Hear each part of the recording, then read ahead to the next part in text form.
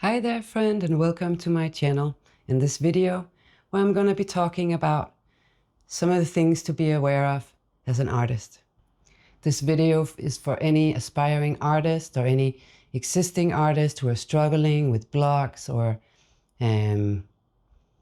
with self-limiting beliefs. Maybe some of my experience that I'm going to be sharing in this video today can help you overcome some of those same hurdles that we experience, all of us as artists. So don't worry, you are definitely not alone.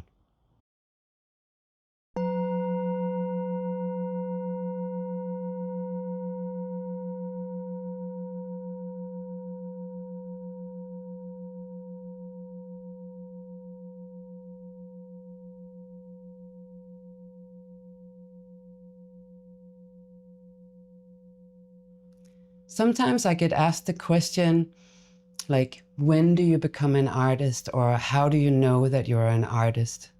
Is it when you sell your first painting, or is it when you finish art school? And the truth is that becoming an artist isn't in one moment. It's something that happens as a journey. It's something you embark upon, and then you continue to go down that path for most people, for most artists, for their entirety of a lifetime. And today I want to share 12 steps that have helped me and that can help you become the artist that you already are. Because we're all creators in one sense or another, whether we are painters or musicians or writers or dancers or gardeners or cooks or carpenters or knitters or whatever we do. Everybody ultimately are co-creators of this universe, and we're all participating in the growth and motion forward of creation. We're all playing a little role in that big scheme of things. Ultimately speaking, it is the act of being creative that makes you an artist.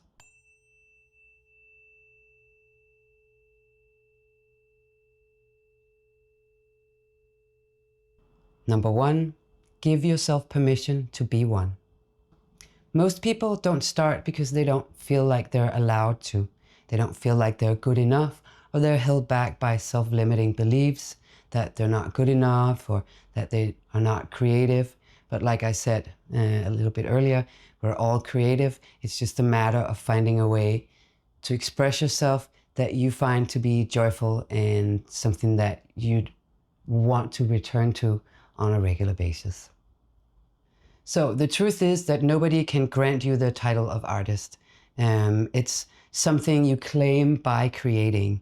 The moment you make something that didn't exist before, you are an artist. The moment you create something that is unique to you, then you are an artist. It's not about your skill set or about how many followers you have. It's about the intention and practice, and everything else will follow.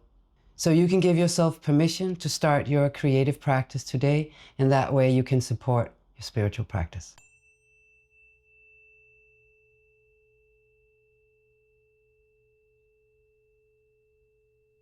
Number two, show up even when your inspiration doesn't. So as an artist, waiting for inspiration to come up and motivation to come and drive you forward is like waiting for water in the desert, really. Real artists have to show up, have to be consistent, even when they don't feel super inspired.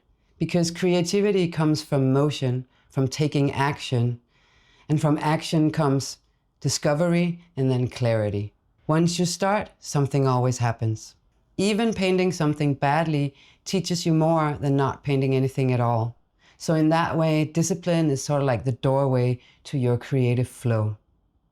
Because usually what happens is with the discipline, you can get into the flow. And once you are into the flow state of creating, it's usually very easy to just ride that wave and continue.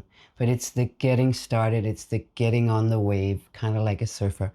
That's the difficult part.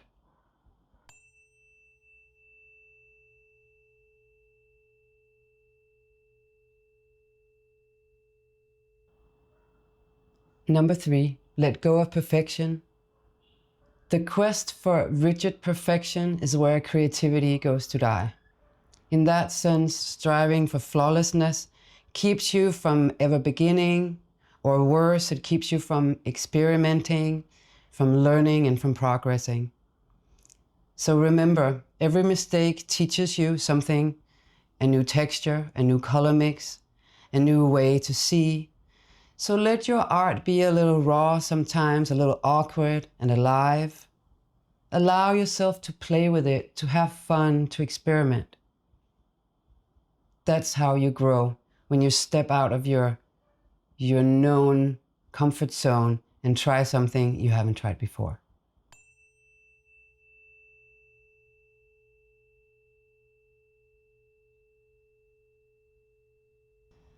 Number 4, learn the language, but don't get lost in the rules. Learn the rules so that you can break them. Learning techniques, skills like composition and color theory, all that matters, and it gives you tools to express yourself. But don't let the rules silence your voice. Master them and then bend them. Use the breaking of the rules as an effect from time to time. Nothing is rigid in art. You can always choose to go a different way, a unique way that hasn't been explored before. That is the privilege of the artist. Every artist finds their truth or their unique expression somewhere in the intersection between their knowledge, their technical skills, and their intuition.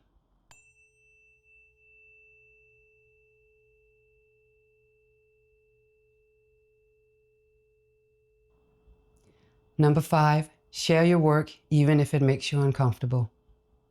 When you share your work, you share a piece of yourself from a soul level. And art isn't truly finished until it connects. When you share your work, you give others permission to do the same. Don't wait until it's perfect. Share your process, share the journey, share your struggles, your evolution.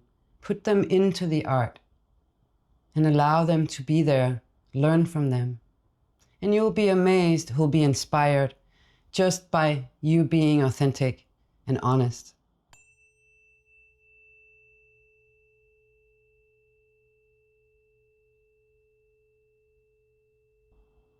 Number 6, protect and nurture your creative energy. Your art will grow the most where your spirit feels safest. Not every space or person supports creativity. Some people drain it without meaning to, through doubt, comparison, competition, and negativity. Or maybe it's your surroundings that are disturbing. The clutter around you is a distraction for your creative flow to run freely. So in this sense, learn to guard your time and your energy as if they are sacred, because they are.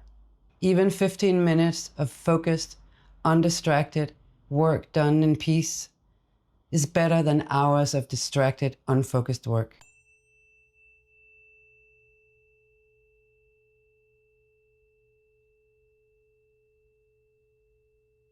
Number 7, follow curiosity and intuition, not trends.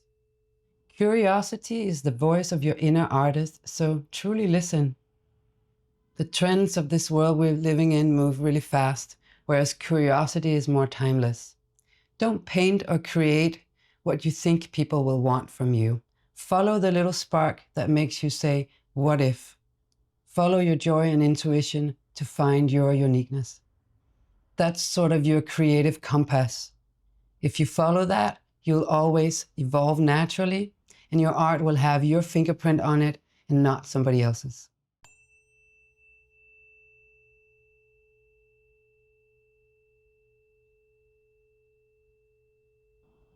Number 8, study other artists, but don't compare. Learn from others, but not only keep, but also take time to develop your own unique style. Study the masters, yes, but never measure yourself against them. Instead, ask, what did they struggle with? What were they trying to say? What techniques do you see in their work that you would like to adopt into yours. Every artist, even the greatest, wrestled with self-doubt and creative blockages. The difference is they kept trying, they kept creating, and so can you.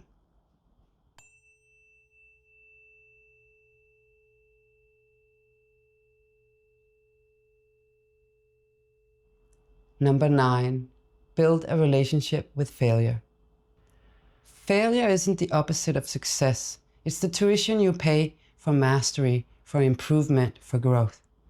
So when a stroke goes wrong, a color mixes unexpectedly, or a composition fails, it's not the end. It's feedback that you can learn from, guiding you towards growth and becoming a better artist. Every painting that doesn't work teaches you something that will most likely help you succeed with the next one. So keep at least copies of your old work so that you can go back in time and see the progress that you have made on your creative path.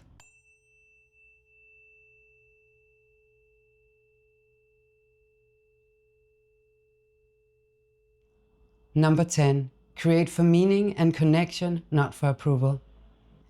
I would personally argue that true art is an expression, not a performance. Art is communication. It's a conversation with the invisible, with the subconscious. And if you create art to impress, you will quickly burn out. Whereas if you make art to connect, to express, to heal and share truth, it becomes more relatable, more authentic, and deeply human.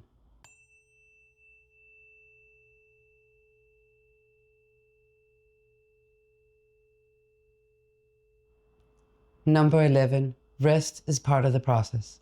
So remember, even silence is part of the song. This is a fine analogy to express how creativity breathes in cycles. There's action, there's reflection, and there's rest in gathering new inspiration. In that sense, there are ebbs and flows to creativity. When you rest, your subconscious keeps working. So don't feel guilty for taking breaks. Even nature has seasons, and so should your art.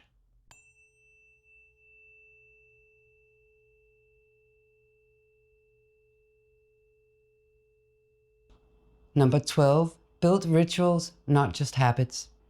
Habits are mechanical, whereas rituals are meaningful. So in that sense, you can turn your practice into a ritual by applying intention, gratitude, and presence to your work. For example, you can create a sacred space for your work. Light a candle, play some music, set a small intention before painting, using symbolism. And by this, you're sending a message to all of your being, your body, your mind, and your spirit, and your soul, that you are in creative mode now. And over time, it'll make it easier for you to tap into that creative flow by doing these ritual acts. The sacred space anchors you in your presence, and over time, it'll make it easier for you to get back into your creative flow state.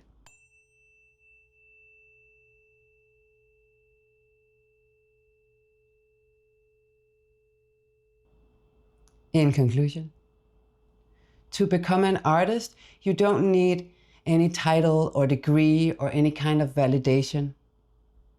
All you need is courage, the courage to begin, to fail, to get back in, to keep exploring, to keep creating, regardless of the obstacles you meet on the way. Art isn't really something you do. It's more something you become, something you embody, unfolding through every thought, every stroke, and every honest expression. If this spoke to you, give it a like, a comment, or tag a friend who's ready to start creating. And remember, the world needs your art, your expression, your uniqueness.